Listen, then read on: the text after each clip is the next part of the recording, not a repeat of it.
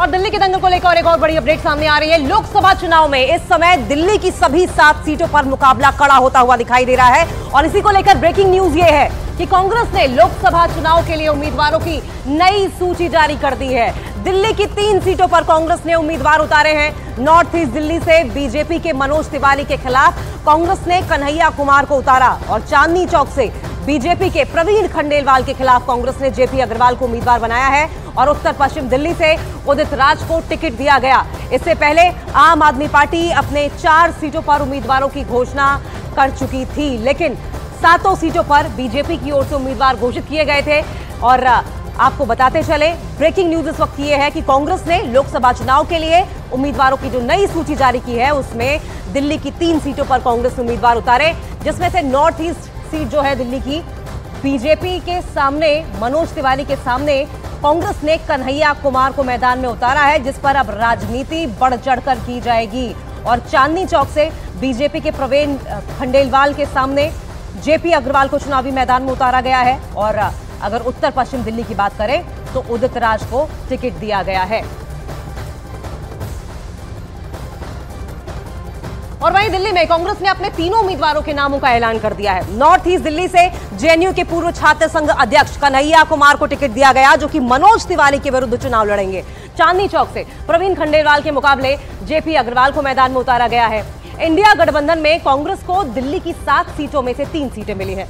वहीं आम आदमी पार्टी को 4 सीटें दी गई हैं, जिसमें जिन तीनों सीटों पर अब कांग्रेस ने अपने उम्मीदवारों को उतार दिया है। नॉर्थ ईस्ट दिल्ली की बात करें तो मनोज तिवारी के सामने कन्हैया कुमार को उतारा गया, जबकि जेपी अग्रवाल को उतारा गया है चांदनी चौक सीट से प्रवीण खंडेलवाल के सामने। वहीं उदित राज को पश्चिमी दिल्ली से चुनावी मैदान में उतारा गया है। हालांकि आपको बताएं, बीजेपी ने पहले ही 7 सीटों पर अपने उम्मीदवार उतार दिए थे। आम आदमी पार्टी और कांग्रेस दिल्ली में अलायंस में चुनाव लड़ रही है। आम आदमी पार्टी ने पहले ही 4 सीटों पर उम्मीदवार उतार दिए थे और 3 सीटों पर अब कांग्रेस की ओर से उतारे गए हैं। उत्तर पूर्वी दिल्ली से कन्हैया कुमार को टिकट दिए जाने पर बीजेपी ने कांग्रेस पर कड़ा प्रहार किया है, जो कि उम्मीद भी की जा रही थी। बीजेपी उम्मीदवार मनोज तिवारी ने कन्हैया कुमार को टुकड़े टुकड़े गैंग वाला कह दिया है। सुनिए जरा। 40 दिनों के भ्रमण पे जो लोग आए हैं इस चुनाव में, वो लोग जब आएंगे तो हमारे क्षेत्र में 14,600 करोड़ का जो कार्य हुआ है वो तो देखेंगे ही। वैसे तो टुकड़े टुकड़े गैंग का नेतृत्व करने वाले लोग वो कितनी दिल्ली और दिल्ली के लोगों के प्रति कितने जिम्मेदार हो सकते हैं, जो देश का सम्मान नहीं कर सकते, सेना का सम्मान नहीं कर सकते, मगर फिर भी आएंगे तो देखेंगे। कोई ना कोई तो सामने होगा ही। 10 साल से वो सांसद हैं, तो वो बताएं नॉर्थ ईस्ट की जनता को, नॉर्थ ईस्ट दिल्ली की जनता को कि 10 साल में उन्होंने क्या किया है, और जनता तय करेगी कि जो वो कह रहे हैं अगर वो सच है, उन्होंने जो काम किया है, तो उनको अपना समर्थन और आशीर्वाद देगी। मुझे लगता है कि दिल्ली में भाजपा जो है कोई काम नहीं करती है, सिर्फ और सिर्फ जो इंडिया ब्लॉक की पार्टियां हैं उनको परेशान करना, तंग करना। और उत्तर पश्चिमी दिल्ली से कांग्रेस का टिकट मिलने के बाद उदित राज ने न्यूज 18 इंडिया से खास बातचीत की और इस बातचीत में जीत का दावा किया और साथ साथ ये भी कहा कि संविधान बचाने का चुनाव है। उदित राज हमारे साथ हैं बातचीत करने के लिए। सर, सबसे पहले तो आपको बहुत बहुत बधाई, और जब आपको उम्मीदवार घोषित किया गया है तो पहली प्रतिक्रिया आपकी क्या है? मैं आदरणीय खड़गे जी का, जननायक राहुल गांधी जी का, श्रीमती सोनिया गांधी जी का और जनरल सेक्रेटरी इंचार्ज दीपक बाबरिया जी का, प्रदेश अध्यक्ष अरविंदर सिंह लवली जी का धन्यवाद करता हूँ कि उन्होंने यह विश्वास प्रकट किया है और मैं अच्छे मार्जिन से जीत करके आऊँगा, लाखों मार्जिन से जीत के आऊँगा। यह जो है सीट पार्टी के झोली में जाएगी।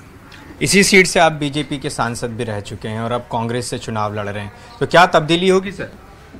देखिए, जो 2014 से 19 तक जो हमने कार्य किया है, शायद देश में बहुत कम लोग कोई काम किए होंगे, वो भी है। और इंडिया गठबंधन का लाभ है, आम आदमी पार्टी और कांग्रेस का है। और तीसरी बात है कि जनता बहुत परेशान है, महंगाई से, बेरोजगारी से बहुत परेशान है। विकास क्षेत्र का नहीं हुआ, वहाँ पर इंफ्रास्ट्रक्चर नहीं हुआ, मेट्रो की समस्या नरेला तक और बवाना तक है, अभी बनी नहीं जो हमने शुरुआत किया था, तमाम सारी समस्याएं। और प्रदेश कांग्रेस में लंबे समय तक अध्यक्ष रहे जयप्रकाश अग्रवाल 8वीं बार चांदनी चौक लोकसभा सीट से चुनाव लड़ेंगे। उन्होंने न्यूज 18 इंडिया से खास बातचीत में दावा यह किया है कि वो चांदनी चौक में ही पैदा हुए हैं, चांदनी चौक की जनता उन्हें स्वीकार जरूर करेगी। न्यूज 18 इंडिया पर जेपी अग्रवाल हैं बातचीत करने के लिए। सर, सबसे पहले बहुत बहुत शुभकामनाएं और बधाई आपको, उम्मीदवार आप बनाए गए हैं। सबसे पहली प्रतिक्रिया चांदनी चौक सीट, जहां पहले से भी चुनाव लड़ते रहे, सांसद रहे सीट से, अब किस तरह से परिस्थितियां बदली हैं? सब बात ये, मैं वहाँ पैदा हुआ हूँ जी, और मैंने वहाँ से 7 लोकसभा के चुनाव लड़े हैं अब तक, और मैं वहाँ का बाशिंदा हूँ, तो एक एक गली कूचे को जानता हूँ और मुझे बहुत खुशी है कि पार्टी ने मुझे चुना। सर, अगर पिछले चुनावों को आधार माने तो आम आदमी पार्टी और कांग्रेस के वोट अगर जोड़ दिए जाएं तब भी बीजेपी से काफी पीछे होगा गठबंधन। कैसे उसको बीट करेंगे, उस वोट शेयर को दोनों पार्टीज मिला? जो आदमी चुनाव लड़ता है और उसके फैसले का इंतजार करता है, वो चुनाव नहीं लड़ सकता। मैं कभी नहीं देखता क्या नतीजा होने वाला है। हमें पार्टी ने चुना है, हमें मेहनत करनी चाहिए। हम बराबर 5 साल लोगों के संपर्क में रहे। अगर इस समय गणित को जोड़ते रहे तो शायद बहुत दिक्कत हो जाएगी।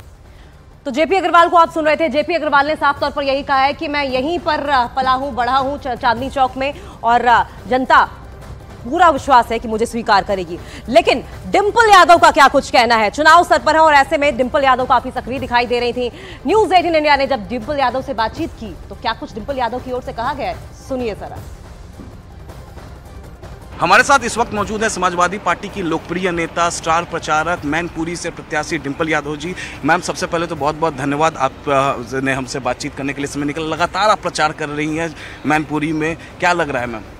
मैं समझती हूँ कि मैनपुरी और इनफैक्ट पूरे प्रदेश में समाजवादी पार्टी बहुत मजबूती के साथ लड़ रही है, और इस बार चुनाव जब रिजल्ट्स आएंगे तब आपको पता चलेगा कि कितना बढ़िया रिजल्ट आने वाले हैं। मार्जिन जो होने वाला है मैम पिछले बार से ज़्यादा होगा? ये तो जब रिजल्ट आएंगे तभी पता चलेगा, लेकिन हमें पूरी उम्मीद है कि मार्जिन बढ़कर ही आएंगे।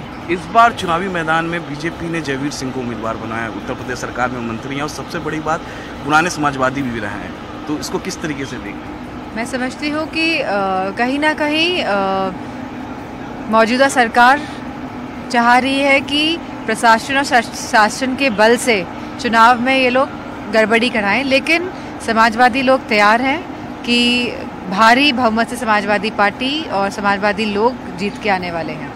मैम, जिस तरीके से बीजेपी का संकल्प पत्र आया उसमें उन्होंने कहा कि यूनिफॉर्म सिविल कोड हम इम्प्लीमेंट करेंगे जैसे ही हमारी सरकार आती है, इसको किस तरीके? हम तो चाह रहे हैं आप 2 करोड़ युवाओं को नौकरी दें। आपने लास्ट 10 साल में कहा, डंका बजाया कि नौकरी देंगे, कि आय दुगनी होगी, कि महिलाओं को मुफ्त सिलेंडर मिलेंगे, और न जाने क्या क्या बातें कही गई कि बाहर से गया हुआ काला धन वापस आप देश में लौटा के लाएंगे। जब आपने पहली बातें पूरी नहीं करी तो कौन आपकी बात पे यकीन करेगा?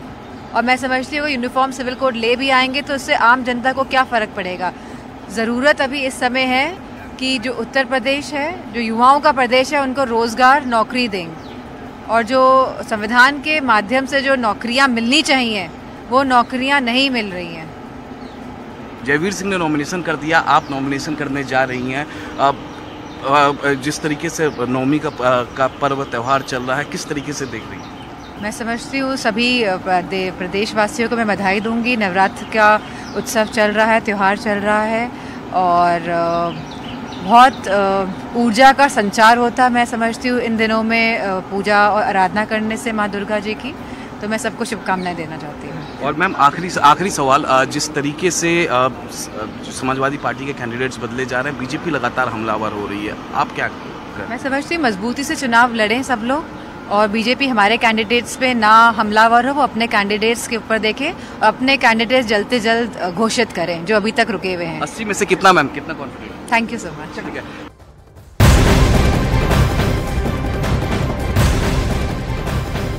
और इस वक्त की ब्रेकिंग न्यूज की बात कर लेंगे। बड़ी खबर यह आ रही है कि चुनाव आयोग के अधिकारियों ने राहुल गांधी के हेलीकॉप्टर की चेकिंग की है। राहुल गांधी वायनाड के दौरे पर हैं। वो हेलीकॉप्टर से वायनाड के नीलगिरी इलाके में चुनाव प्रचार करने पहुंचे थे।